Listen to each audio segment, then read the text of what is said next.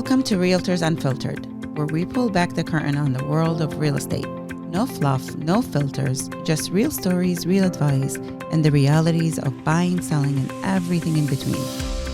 This is your host, Inas Latif. Whether you're a client looking for your dream home or an agent seeking inspiration and insight, you've come to the right place. Let's get started.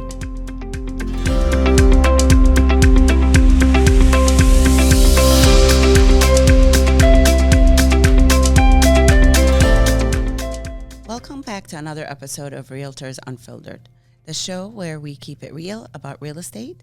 I'm your host, Inas Latif, and today we're pulling the attic door open, crawling under the foundation, and shining a flashlight on what really goes on during a home inspection. Let's be honest, no part of a deal causes more stress or confusion than inspection day. It's where hope rises, deals die, and truth comes out. So who better to help us decode it all than someone who's seen hundreds, maybe thousands of basements, roofs, and let's not forget, mystery smells.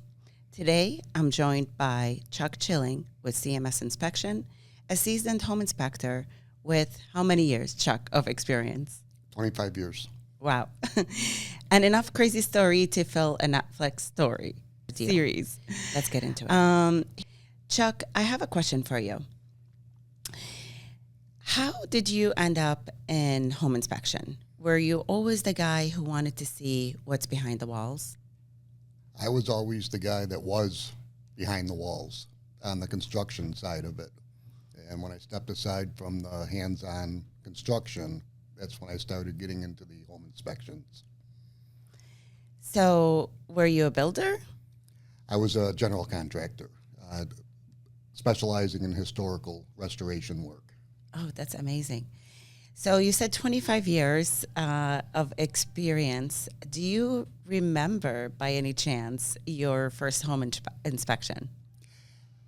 Was it smooth? Was it a total disaster? I had two first home inspections. One, I was still a contractor helping out a friend, and I think that was before anybody really knew what a home inspection was.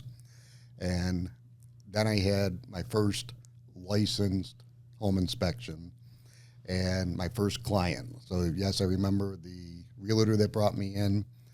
It was the realtor that introduced me to the buyer. Mm-hmm. And the stomach in the throat the whole time. What do? I have to look like I've done this before.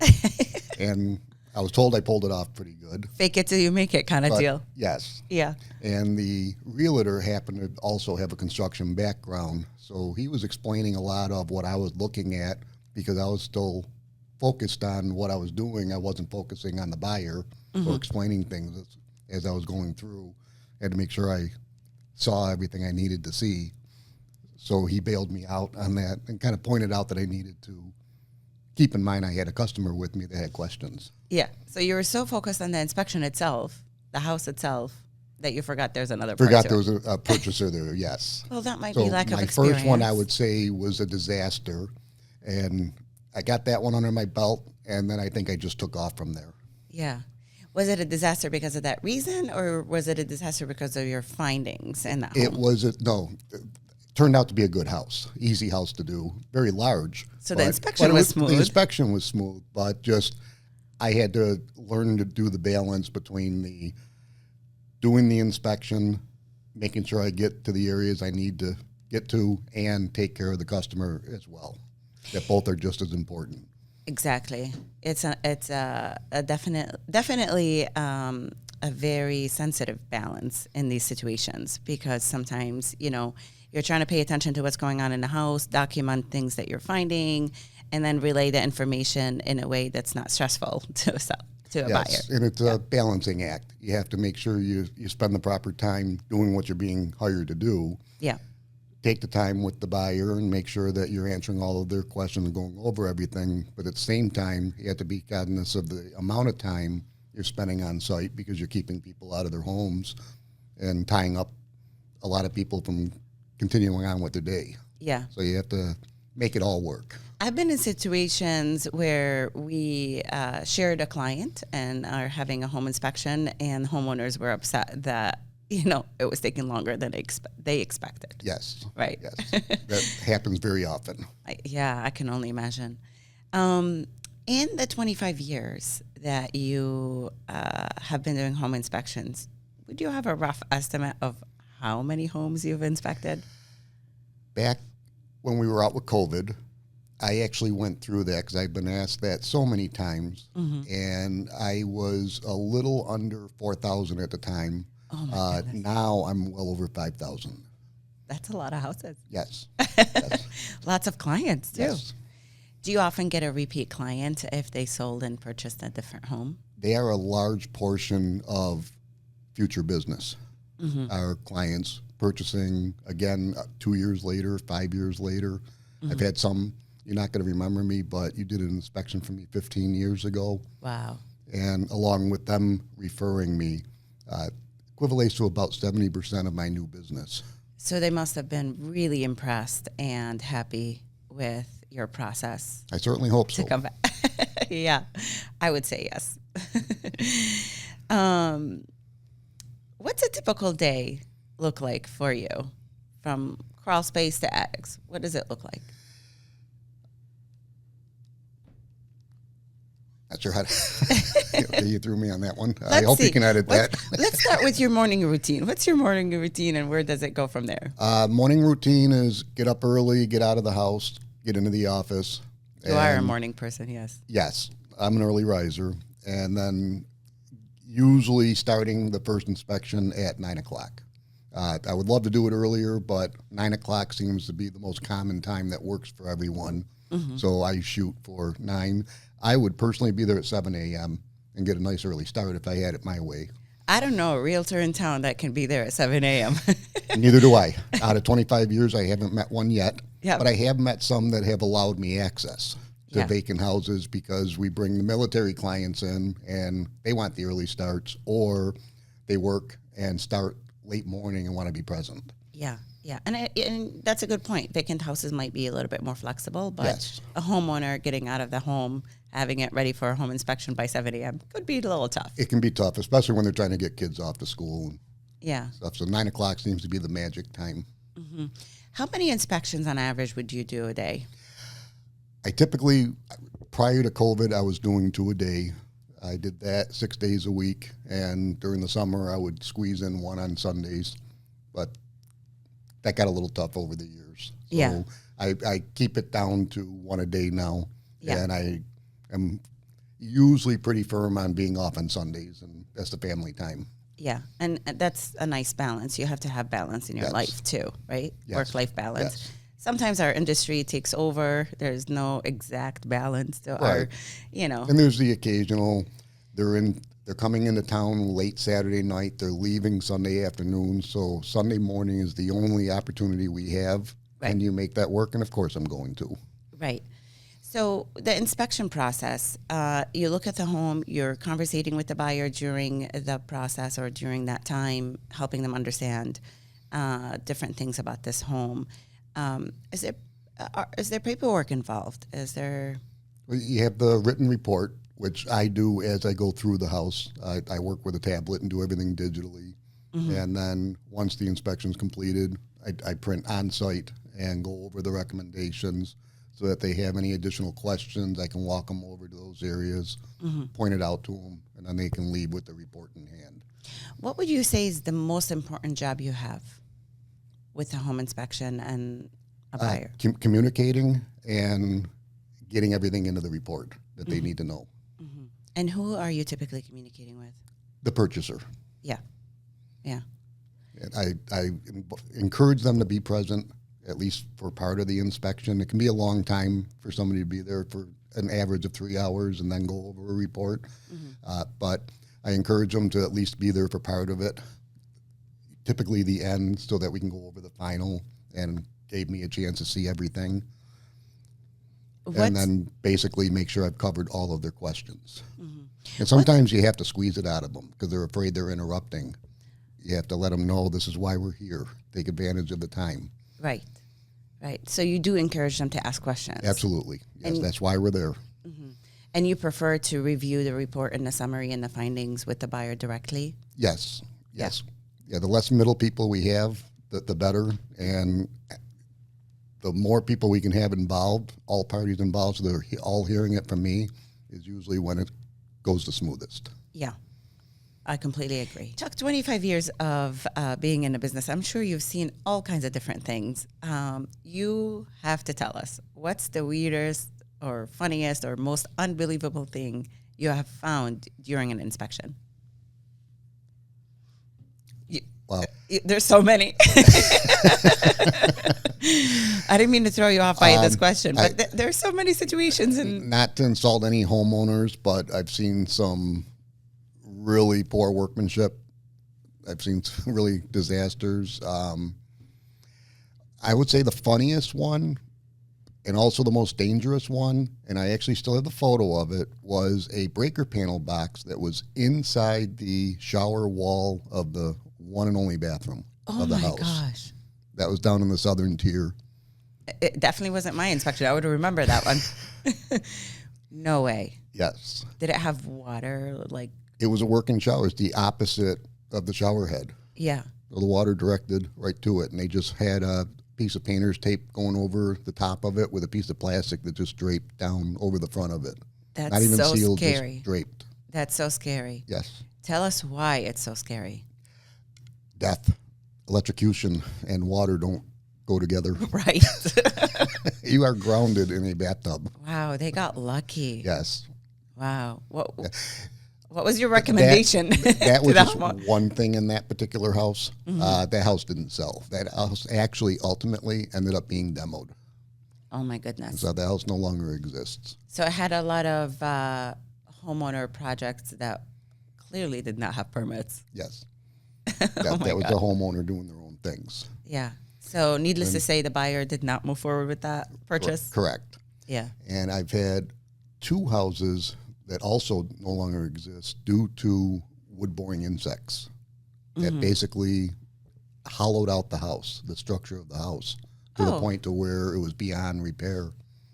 And I had one out in Williamsville, over near the Tim Hortons off of Main Street. And I'm going through with the realtor.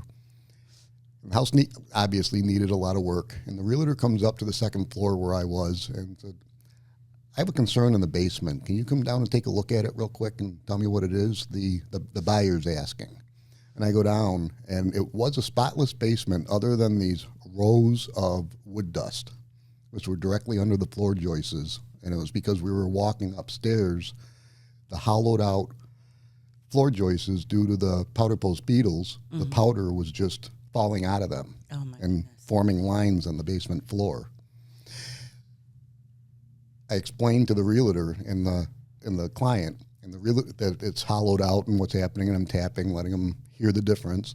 And the realtor reaches up and goes to squeeze it, and it disintegrated in his hand. And the insects are falling out. All kinds of powder is falling out. It just crumbled.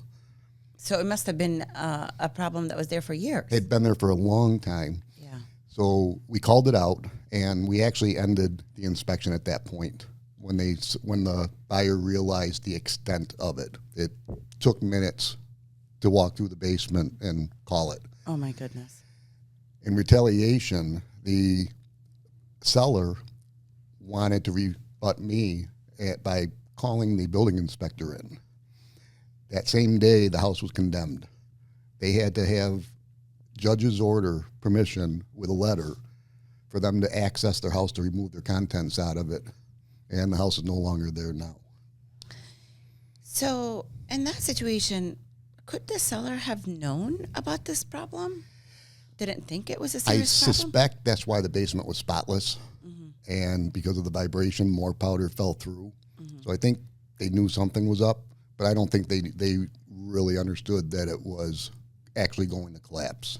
So what would your message be to all homeowners to prevent something like that from happening? Most if you see something out of the ordinary and you don't have an explanation for it, have someone come and take a look. Yeah. Hopefully and most likely it'll be nothing. But if it's something, the sooner you catch it, the better off you're going to be.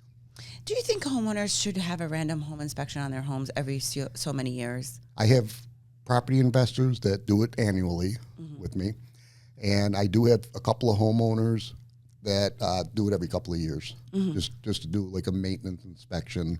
Don't go around hitting every outlet and every light switch, but walk through, check for caulking, check roof, check the basement, check drain tile, plumbing. Tell us why that would be a good idea for homeowners to consider.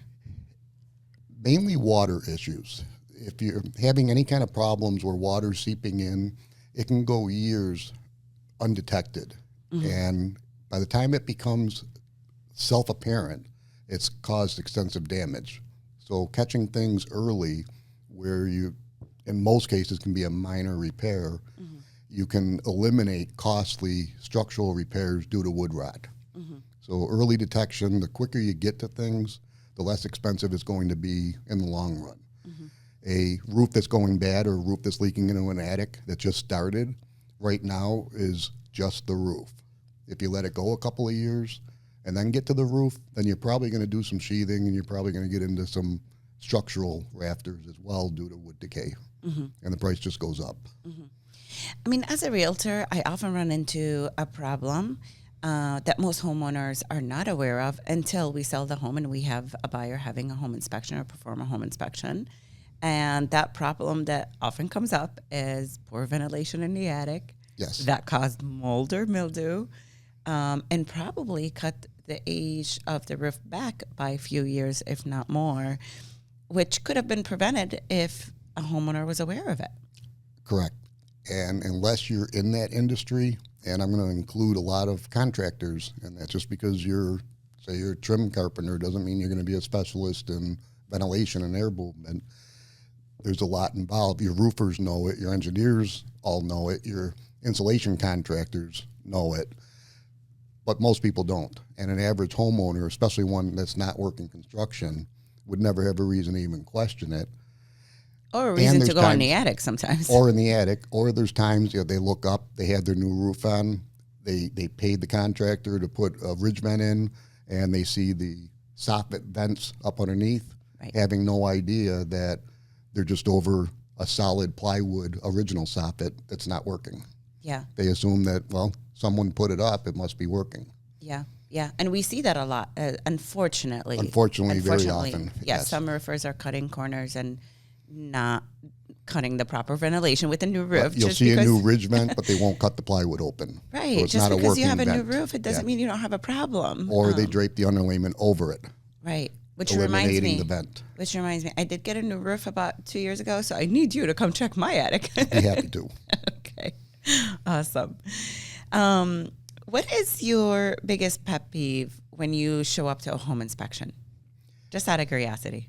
When a seller is not ready and you have to wait a half hour before you can start and you're standing on the outside, they don't want you around the house, they want you in your truck, across the street, or standing on the curb talking to your client while they're getting things ready. Yeah. You like people to respect your time. Yes. Yes. And also accessing certain things. Yeah. You'll go into a basement. We don't expect a seller to empty the house out for a home inspection, although that would be ideal scenario because then we get to everything. But access to a breaker panel box, there'll be 20, 30 boxes or crates and things that you're going to spend an hour getting to.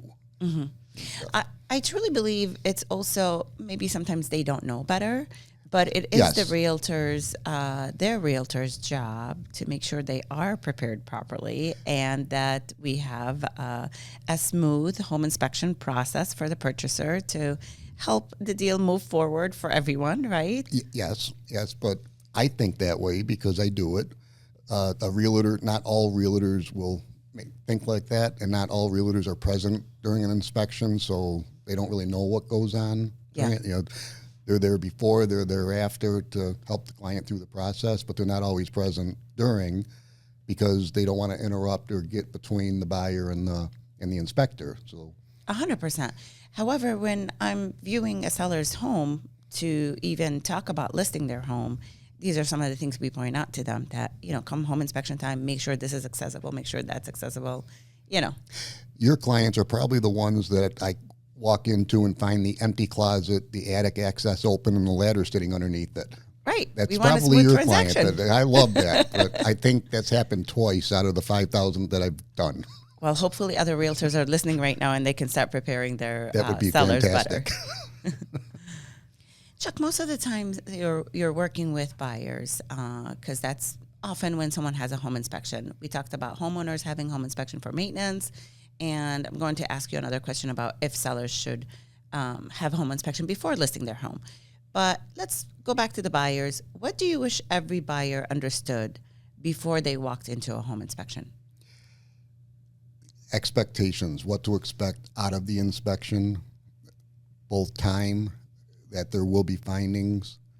They should bring their list of questions. A lot of them have questions. They tell me they have questions when they schedule, and then they forget most of them when they're at the inspection, probably due to nerves for a lot of it. Anxiety, I get, there's a lot on the table and stuff. So I tell them, write them down, It bring is them an with you emotional so you roller remember to coaster. ask. Yes. Yeah. But what kind of questions do they normally have already prepared? Are they general questions? Are they specific to the home or something they're concerned about? It really comes down to the experience of the customer. Most of the time, the questions are concerns, something that they saw, a crack in a foundation wall or in a floor, the most common. Everybody wants to know the condition of the roof. So naturally, all of the more expensive items to get into. Yeah. And 90% of the time, most of them will ask me the same questions as every other inspection. And it's just your bigger things. My concerns are the roof, the structure, the foundation, and the furnace and electrical. And those are the 5 concerns. Others will see something happening in a house, or maybe a water stain, or a lump in a ceiling, or high floor or slope floor. And then they see things that they want more information on. So if I'm a buyer calling you today, my first time buying a home, right? They're special, our first time home buyers. I love working with the first time buyers. Me too. I love being part of that process and their dream of home ownership as well, and Yes. helping them accomplish And that. I love the feeling at the end when I leave and I get my truck, if I feel that they got something out of it, Yeah. or they learned something, or they have a better understanding of things, it makes me feel good Yeah. about it. Yeah. I've done some inspections where no questions, they don't even want to go over the report, and this is it, good, great, thank you. Yeah. And they want to write a check and leave, and it's like, why did you have me here? And stuff. What was this for? Maybe for someone who purchased multiple properties or own multiple Your properties, experience, they yes. know what they're looking at. They're good with it. Right. But first-time home buyers are special. Yes, and they don't know anything, and they want to know. Yeah. And they're paying attention. They're asking questions, and I will always take the extra time to teach them, show them where their mechanical shut-off valves are, things that they should know in the event of an emergency. Yeah. General maintenance of a home, how to inspect it, what to look at, Yeah. and stuff. And they get so excited over it, it just creates a high energy through the inspection. Yeah. And for me, that makes it more of a fun inspection than it does a job. Yeah. I have a feeling like you like to educate people about what they're buying in the I do. houses. I do. Yeah. That's why I love it when they ask questions. Right. Right. Stuff, and it keeps them involved. So if I'm a first-time home buyer and I'm calling you today and I said, hey, Chuck, my realtor told me to call you, whatever, and this is my first time buying a home, and I would like to schedule a home inspection. How do you prepare me for the home inspection? What do you tell me? I prepare you as far as setting expectations, time frames. I explain there's no such thing as a perfect house. There are going to be findings. So hopefully there'll be normal maintenance, upkeep items, but prepare them for what to expect. I tell them to bring a list of questions, and sometimes I'll get a comment, I've never owned a house, I have no idea what I'm supposed to ask you. And I said, well, I have a whole list of questions that I know you should ask me, but I can help you out with that. Okay. And stuff. But I'll bring that with me. I love And that. stuff, and we'll go over that. I love so that. you don't need to worry about it. You just need to get there. Yeah. I'll take it from there. Yeah. I love that. Now for sellers, what are a few simple things that they can do before listing to avoid nasty surprises later? Do you think that having a home inspection, pre-listing home inspection could be beneficial? That is a common thing to do. I have a lot of sellers that will do it 2-3 months in advance. So sometimes it's just for a heads up, what do I expect? Or what can I do to get the house ready? And it's the simpler things, missing switch plate covers, minor adjustments on doors, things that will shrink a summary list of recommendations on an inspection report. So it's not as shocking when you open it up. Right. So there's a lot of minor things, cleaning out gutters, things like that.